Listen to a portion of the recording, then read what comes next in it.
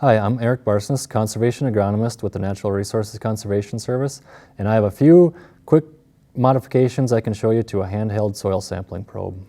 So here I have my standard soil sampling probe. I've made a few little adjustments to it. I've added a simple piece of PVC pipe to hold my cleaning brush, and as you can see on this brush here, I've actually added a little dowel. I just drilled a hole in the end of that, added a wood glued dowel in there to make cleaning the end of the probe a lot easier.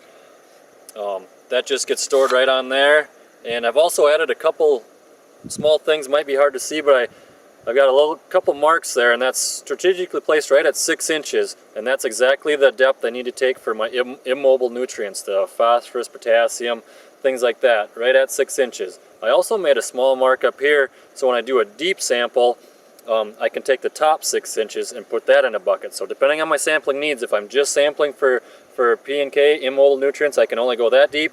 If I do the full depth of the sample, then I'll take the top 6 inches. So I got 2 marks on my soil probe to make my sampling more precise.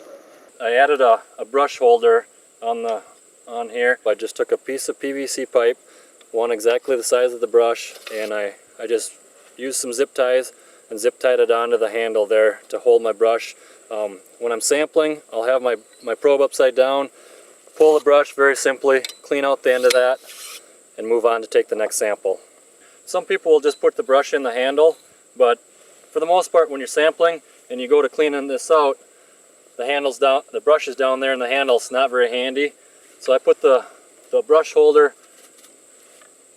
right on the main part of the soil probe.